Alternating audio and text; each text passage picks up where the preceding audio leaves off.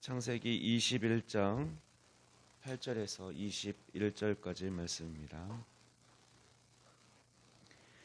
아이가 자라매 젖을 떼고 이삭이 젖을 떼는 날에 아브라함이 큰 잔치를 베풀었더라. 사라가 본즉 아브라함의 아들 애굽 여인 하갈의 아들이 이삭을 놀리는지라. 그가 아브라함에게 이르되 이 여종과 그 아들을 내쫓으라. 이 여종의 아들은 내 아들 이삭과 함께 기업을 얻지 못하리라 하므로 아브라함이 그의 아들로 말미암아 그 일이 매우 근심이 되었더니 하나님이 아브라함에게 이르시되 내 아이나 내 여종으로 말미암아 근심하지 말고 사라가 내게 이른 말을 다 들으라. 이삭에게서 나는 자라야 내 씨라 부를 것임이니라. 그러나 여종의 아들도 내 씨니 내가 그로 한 민족을 이루게 하리라 하신지라. 아브라함이 아침에 일찍이 일어나 떡과 물 한 가죽 부대를 가져다가 하갈의 어깨에 메워주고 그 아이를 데리고 가게 하니 하갈이 나가서 브엘사바 광야에서 방황하더니 가죽 부대의 물이 떨어진지라. 그 자식을 관목덤불 아래에 두고 이르되 아이가 죽는 것을 참아 보지 못하겠다 하고 화살 한바탕 거리 떨어져 마주 앉아 바라보며 소리내어 우니 하나님이 그 어린아이의 소리를 들으셨으므로 하나님의 사자가 하늘에서부터 하갈을 불러 이르시되 하갈아 무슨 일이냐 두려워하지 말라. 하나님이 저기 있는 아이의 소리를 들으셨나니 일어나 아이를 일으켜 내 손으로 붙들라. 그가 큰 민족을 이루게 하리라 하시니라. 하나님이 하갈의 눈을 밝히셨으므로 샘물을 보고 가서 가죽 부대에 물을 채워다가 그 아이에게 마시게 하였더라. 하나님이 그 아이와 함께 계심에 그가 장성하여 광야에서 거주하며 활 쏘는 자가 되었더니 그가 바란 광야에 거주할 때에 그의 어머니가 그를 위하여 애굽 땅에서 아내를 얻어 주었더라. 아멘. 약속의 자녀 이삭이 태어나 사라를 비롯한 모든 사람들에게 웃음을 주었습니다. 사라는 말도 안 된다면서 자기가 자녀를 낳을 것이 말도 안 된다면서 비웃었던 그 비웃음이 변해서 모두에게 기쁨을 주는 웃음이 되었습니다.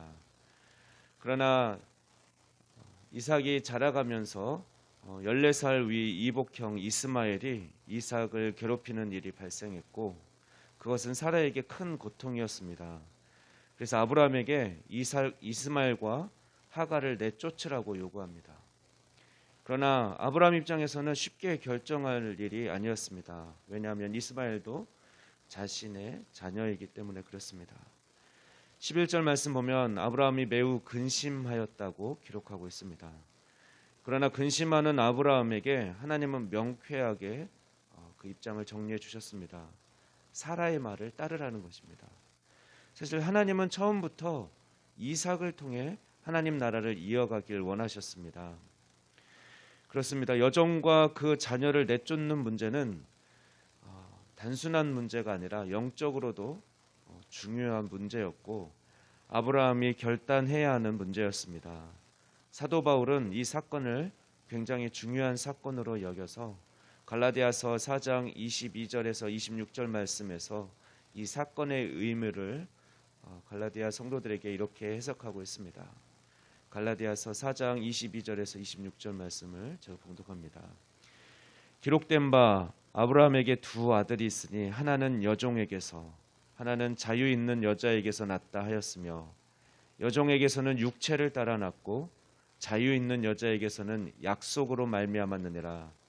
이것은 비유니 이 여자들은 두 언약이라. 하나는 신의 산으로부터 종을 낳을 자니 곧 하갈이라. 이 하갈은 아라비아에 있는 신의 산으로서 지금 있는 예루살렘과 같은 곳이니 그가 그 자녀들과 더불어 종노릇하고 오직 위에 있는 예루살렘은 자유자니 곧 우리 어머니라. 바울은 이 두 사건을 두 언약에 대한 비유라고 설명합니다. 언약 하나는 여종에게서 난 자고 바로 율법을 의미합니다. 다른 하나는 자유 있는 여자에게서 난 자라고 말씀하고 바로 율법이 아닌 복음을 의미하고 예수님을 의미합니다. 전자는 육체를 따라 낳고 후자는 약속을 따라 난 자라고 그렇게 말하고 있습니다. 사도 바울은 이스마엘이 이삭을 희롱한 것을 단순히 이복형이 이복 동생을 그렇게 희롱하고 괴롭힌 사건으로 본 것이 아니라 영적인 사건으로 해석하고 있습니다. 이스마엘이 이삭을 희롱한 것은 육체를 따라 난 자가 성령을 따라 난 자를 핍박한 사건인 것입니다. 그리고 바울은 성도들에게 너희는 더 이상 여종의 자녀가 아니라 자유 있는 여자의 자녀라. 예수 그리스도를 믿는 자녀들은 모두 약속의 자녀다라고 가르쳐주고 있습니다. 그러므로 우리는 유업을 얻기 위해 육체의 자녀를 우리 안에 같이 공존하고 있는 육체의 자녀를 쫓아야 합니다. 육신의 일은 영의 기업을 계승하지 못하게 하기 때문에 그렇습니다. 로마서 8장 5절 7절 말씀은 육신을 따르는 자는 육신의 일을 영을 따르는 자는 영의 일을 생각하나니 육신의 생각은 사망이요 영의 생각은 생명과 평안이니라. 육신의 생각은 하나님과 원수가 되나니 라고 말하고 있습니다. 육신의 생각은 하나님과 원수가 된다. 이 말씀을 우리는 기억해야 할 것입니다. 우리는 하지만 여전히 육신의 모습이 종의 자녀의 모습이 여전히 우리 안에 있어서 육신의 생각을 낳고 그것을 우리는 때로는 포기하지 못하고 옛사람의 모습 그대로 살아갈 때가 있습니다. 나의 옛사람, 옛자를 포기하지 않고 신앙생활을 하려고 하기 때문에 육의 생각이 계속해서 영의 생각을 지배하려고 하고 육신의 일이 영의 일을 간섭하면서 희롱하는 일들이 생기는 것입니다. 그래서 결국 아브라함은 하나님의 명령에 순종합니다. 그제서야 하나님의 분명한 뜻을 깨달은 거죠. 13절 말씀 보면 사실 이 결정하기까지는 하나님의 약속이 있었습니다. 고민하고 갈등하는 아브라함에게 찾아오셔서 하나님은 이스마엘을 통해서도 이스마엘도 네 자녀이기 때문에 이스마엘을 통해서도 한 민족을 이루겠다라고 약속해 주시면서 그 위로의 약속을 주셨던 것입니다. 그 위로의 약속을 받은 아브라함은 그제야 결단할 수 있었고 하갈과 이스마엘을 내보내게 됩니다. 그리고 하나님은 이스마엘을 위해 약속하신 것들을 신실하게 이루어 주십니다. 15절 말씀 보면 이들은 브엘세바 광야에서 물이 떨어져 죽을 위기를 맞이하게 됩니다. 아브라함의 집에서 쫓겨난 하갈과 이스마엘은 물이 떨어져 입술과 목이 다 탈 지경이 되었습니다. 하갈은 관불덤불 즉 떨기나무 그늘 아래에 이스마엘을 앉히고 자신은 한바탕쯤 화살을 쏴서 도달할 거리만큼 떨어진 곳에서 마주보고 안타까운 마음으로 울며 기도합니다. 아마 이스마엘도 아브라함 밑에서 자랐기 때문에 하나님께 기도하는 법을 배웠는지 아마 기도했던 것 같습니다. 천사가 나타나서 저 아이의 기도를 들으셨다.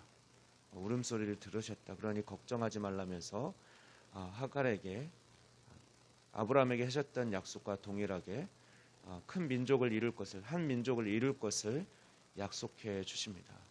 그러자 그제서야 샘이 하갈의 눈에 보였고 물을 떠서 살게 됩니다.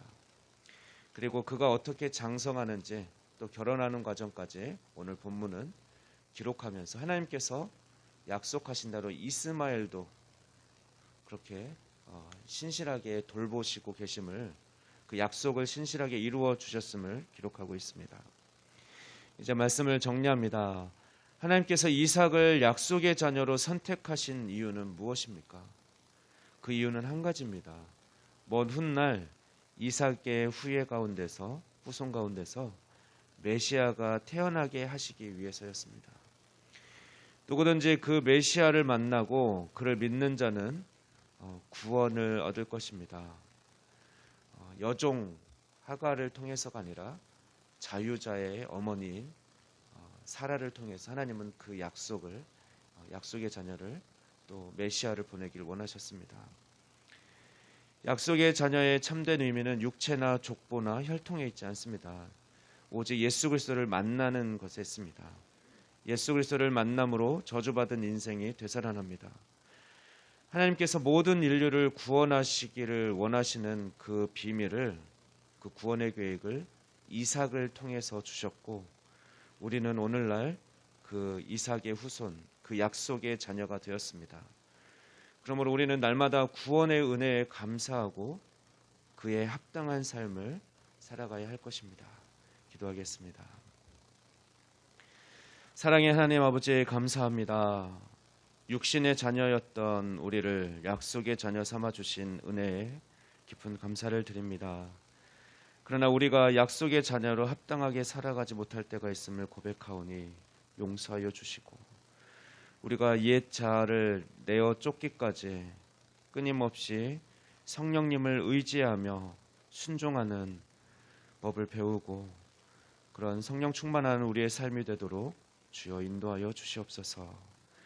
우리의 모든 것 되신 하나님께 감사드리며 이 모든 말씀 우리 구주 예수 그리스도의 이름으로 기도하옵나이다. 아멘.